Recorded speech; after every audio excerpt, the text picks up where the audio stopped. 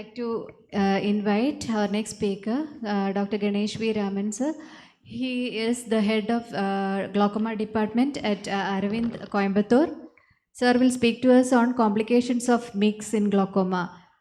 Thank you, Dr. Veena. Thank you, Chairman of the Scientific Committee KSOS, for having me here, providing me this opportunity. I'm going to speak to you on complications of MIGS. MIGS, as you know, there are numerous devices which are available. Some are proprietary and some are developed by innovative surgeons. And in India, we have the excisional MIGS, which are very common. And that's the main thing which we are going to talk about. And the excisional MIGS include the KDB, the Bang, the GAT, the iStent is the implantable MIGS. And these are the selection of MIGS procedure which you could work around. And most of the common complications which people perceive or come about as raised intraocular pressure, that's something which happens paradoxically in MIGS. And shallow anterior chamber, hyphema, cyclodialysis, cleft because the approach is not appropriate, past formation, corneal decompensation, late bleeding, and failed MIGS procedures, or including failed GAT. So iris prolapse is something which happens during surgery, mainly because you have a tendency to use a larger incision. So the way to come about this is to use a smaller incision, 2.2, and the side port should be made more towards the nasal angle if you're performing a GAT procedure or something like that. So instead of towards the 6 o'clock or 12 o'clock. And also during anesthesia, avoid a large volume block. You have a severe positive pressure and the iris will tend to prolapse. The issue is if you don't have a 2.2, if you have to use a 2.8, you can always use a side port for your main wound entries. You put a port parallel adjacent to the main wound and then do your procedures through that. For example, a tanito. The other aspect is you suture that wound and go between the sutures to perform your procedure. Lens touch is it's not very common if you are doing MIGS in which you are not tackling the cataract. We perform this in juvenile glaucomas and POAGs. We perform on patients with allergy to the medications. We perform a GAT procedure. So be very careful when you're introducing the instrument. If you're doing a GAT or a tanitos, be very careful. And when you're taking out the suture, that's when the problem happens. You have a tendency for the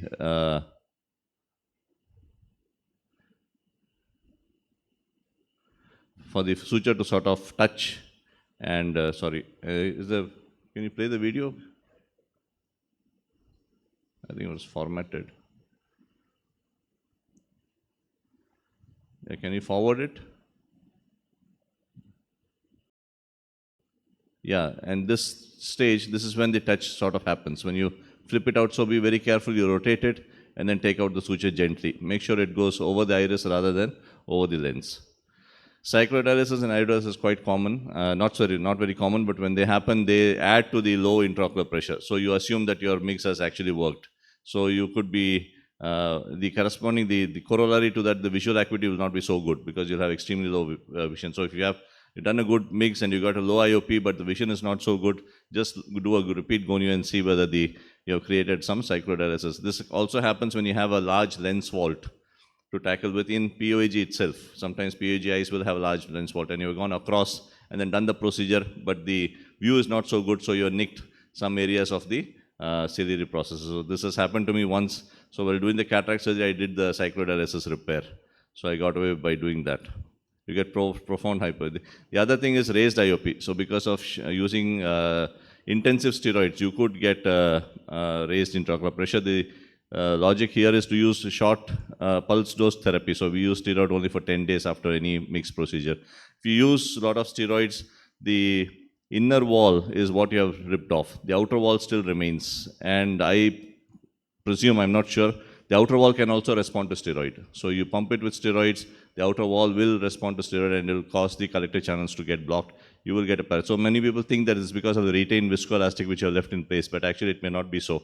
You would have done a lot of effort to remove that, but you still get a... So if you're doing extensive MIGS like GAT, better to leave sodium hyaluronate in the chamber. That doesn't cause raised IOP, but you must not overfill it. If you happen to overfill it in the evening, you can always burp the wound. So once you burp the wound with antibiotics or povidone application, then you reduce the intraocular pressure quickly. So why we say that to uh, uh, do that is because you immediately have a shallow chamber if you don't, after GAT, if you sort of, and you also get a chamber filled with blood. So these are two things which happen, which we'll discuss subsequently. So the logic of leaving sodium halide in the antechamber. Past formation, another reason which can happen for raised IVB, that's because of the flow is excessive. So iris goes and sticks to the cut area, and that causes, so immediately you may have to go back in and remove the pass. Then the MIGS starts working again, especially GAT or tinnitus. This is a patient who had a silicone oil glaucoma. He had a RKs. You can see the RK cuts there. And first post-op day, the IOP was 9 after GAT with phaco. But about 20 days, he came back with 45 millimeters of mercury. So the important thing is to monitor the pressure very carefully. Don't use the NCT or the eye care tonometer. Look at and this was before the time when we used less steroids. We were pumping him a lot of steroids. So he was still on tapering steroids.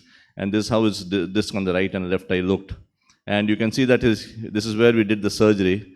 And about almost 1.5 years, his visual field started dropping. So you have to be very careful that you monitor the intraocular pressure closely after you've done MIGS.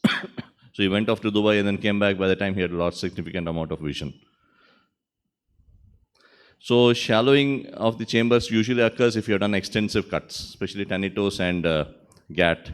And this happens because of the supraciliary effusion and forward rotation of lens iris diaphragm. And also the anti-glaucoma medications being used and the TMs gets opened up. So this is a patient, and this was a publication in 2020. And after this, we've been looking out for it. So this is a normal angle of a normal patient. It's not even a patient, it's one of our staff. You can see the Schlem's canal, small Schlem's canal area here. And this is the normal angle which looks of a normal 20-year-old lady. Here if you find there is supraciliary effusion 1 day after. So the doctor who did the procedure came to me and said, I got 2 patients, both are angle closure, and both have shallow chamber, slight shallow chamber, not very significant, but slight. I said immediately do a ASOCT. When the publication was published, they did a UBM. So we cannot take our patients to do UBM for that. It's quite cumbersome. So since we have the ASOCT, we found that they have supraciliary fluid collection here. So this can happen if you have done extensive cuts. So be very, very careful, and you'll find slight forward rotation of the lens iris diaphragm, and they'll have a slight shallow chamber. The thing is that you should understand this, but not change any protocol. This is resolved on its own as you continue with the treatment. So you shouldn't be definitely you shouldn't put atropine and try to resolve this condition. You just follow the protocol and of the steroids and NSAIDs and whatever, it will resolve on its own. If you put atropine, the pupil will dilate significantly, you get Urach-Zavalia syndrome. The mid-dilated pupil, because you have given extensive cuts, immediately go in for a mid-dilated pupil. So be very careful with treating this condition very aggressively. So this is the other patient who had a similar, and you can see in the corner you have supraciliary fluid collection here. And this is the other eye of the patient, other angle. So this shows quite significant space between the cilia. So this is different from a cyclodialysis cleft because there's no continuity. There's no continuity of the antechamber into the supraciliary space. And corneal decompensation can happen. So this is a patient who had a localized corneal decompensation. He had PPMD, and then his this particular region started decompensating. So we were awaiting a EK for this. Bleeding into the antechamber is quite common, so as you do the surgery, be careful. So use the reverse Trendelenburg position. Keep the eye always pressurized. Raise the intraocular pressure as you're performing the surgery, and try to do a surgery very quickly because blood will continue to come.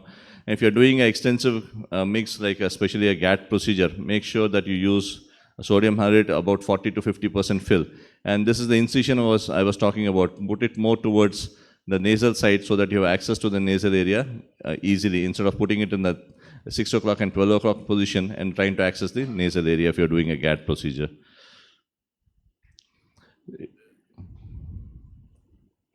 Yeah, bleeding. And then hyphema can occur later, especially with hypertensive patients, cardiac patients. And if you don't leave 40% fill of sodium halide, you will definitely get hyphema, especially if you were to do a GAT procedure. So this is how a hyphema will look on day 1, and it will resolve on its own. But we don't, very comfortable leaving hyphema. The main rationale for this is not allowing hyphema to come or leaving orogel in the eye. no financial interest, is that the collector channels have actually not experienced any heme. Throughout the life till you do this procedure, they have not actually experienced any heme. Now heme, as it gets 1 or 2 days for it to clear, this red RBCs change the morphology, and as they go through the collector channel, they will definitely damage the channels. So late failure can be attributed to foreign material going through the collector channels. So we have to be very, very careful. Whereas one of the reasons for glaucoma is loss of hyaluronic acid in the Schramm's canal. So if you replace it with the artificial one, you have a tendency for it to sort of disintegrate and go along with the aqueous humor into the collector channels and continue to work without causing damage. So flushing the collector channels and allowing heme to enter the collector channels is a strict no-no, so that you continue to have long-term effect of the MIGS procedures. And if you have blood, be very careful, that can always go behind the IOL. So this is a patient who was very unhappy. The other eye had undergone trap phaco and he wanted the same sort of outcome. So within a month, we had to do a YAG capsulotomy. You can see here the blood trickling down, and we had to open up the PC within a month, which is actually quite dangerous within a month if you were supposed to do. But we had to do it because of his, he was very keen on regaining his visual acuity. So this is how it looks if you were to leave blood in orogel in the eye. This is the image on your left side is actually the same procedure, GAT, being done 1 year back. This is 1 year outcome, and this is POD1, day 1 outcome. So if you were to leave 40, 50, 60% fill of orogel, you get blood clots and you will get orogel. But the thing is, the intraocular pressure will be pretty low. It won't be very high unless you overfill it. You can always burp the wound if the intraocular pressure is high. You can reduce the pressure in the evening, and then the patient can be comfortable. If there is no discomfort, you can just leave it. It will dissolve by day 10. So iris plus I already mentioned, use a larger section, and always place the section towards the area where you are addressing it. So case selection is very, very important in MIGS. Always offer MIGS in mild to moderate glaucoma. Perform an uneventful cataract surgery. Avoid excessive manipulation or to reduce iris pigment dispersion. Deepen the chamber and flatten the iris against the PCIOL in the back so that you don't have blood in the antechamber. If you're doing extensive MIGS like GAT, leave sodium hyaluronate in the antechamber. Limited MIGS, there is no real need to lead OVD in the chamber. And beware of fluctuating IOP and systemic anticoagulants the patient may be taking. Uncontrolled hypertension can cause late bleeding, and patient may report to you with reduced vision. I'll stop here. Any questions, I'll be happy to take. Thank you very much. Thank you, sir. The talk was very informative. Any doubts from the audience? We had a patient actually. We had a patient who was operated elsewhere with gas, and the patient came to us say about 3 months later. He was one-eyed, and he woke up with midnight wanted to go to the toilet, and he found that he has a blurred vision. Blurred vision, true, Yeah. true. So he came with, and everyone thought of a vascular occlusion, even Yeah. me. But when he has gone to the nearby hospital, and they had given him Diamox. So corneal edema was the cause, I think, at that point of time. But when he came to us, he had a clear AC. There were not a trace of RBCs or anything. But a gonioclish, the diagnosis, that at the cleft you could see the NBA-like picture, like Blood, yeah, yeah. So how late can Yeah, so this is a monocular patient who is hypertensive, I presume. He's hypertensive. He's yes. hypertensive. And he's also into yogasans and all that. Yeah, so what happens if you have diabetes? We have patients who have undergone GAT and diabetes. When the sugar level increases, you can see blood in the cleft area.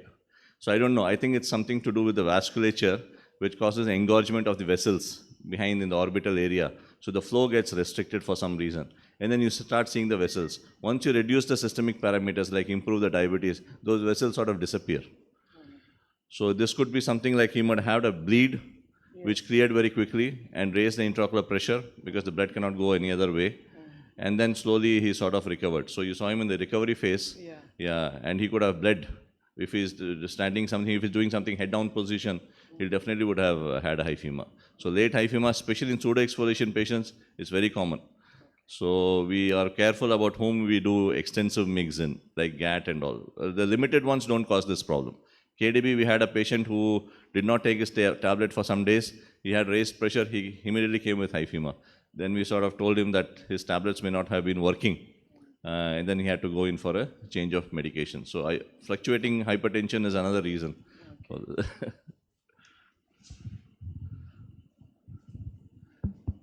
I had a very interesting case. This is one lady in whom I did GAT. That was in 2019, one night.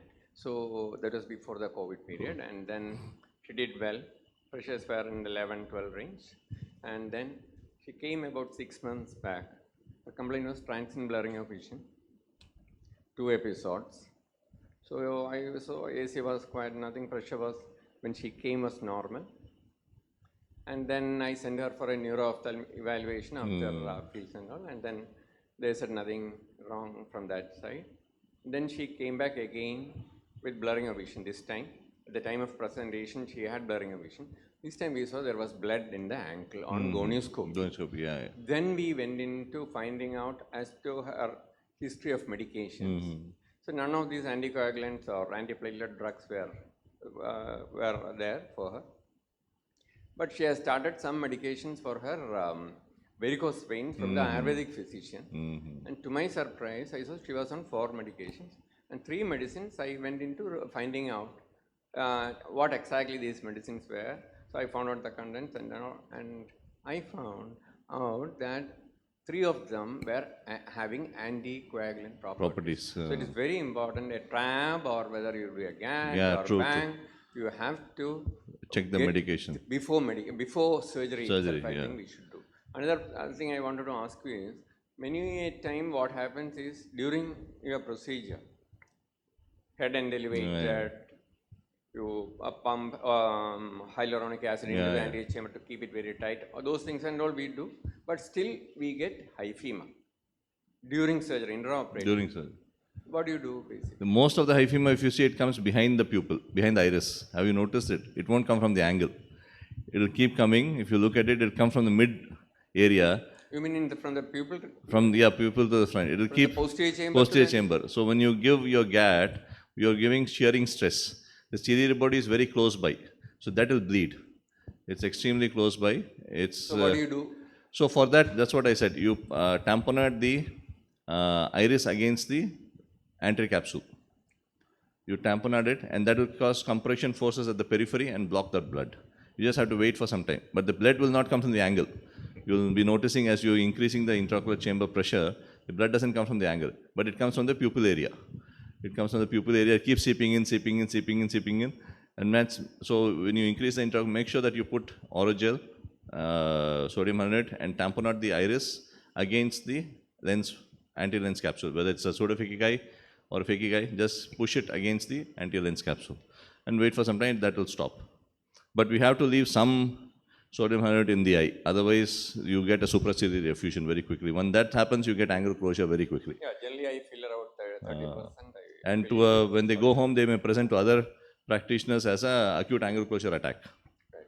Do you put them on pilocarpine for a month? All patients we put on pilocarpine for 10 days after the surgery. Thank you. Sorry. Like in the case of malignant glaucoma, we know that ASOCT you cannot pick up because it doesn't have a view behind. But do you see in all B scans pockets of aqueous to actually? No, it's very difficult. You have to use high gain settings. You have to keep looking for it. So it's a clinical diagnosis only. We won't be able to confirm that, without aqueous power. But you could, UVM, you can pick up ciliary body rotation, anti-rotation of the ciliary body.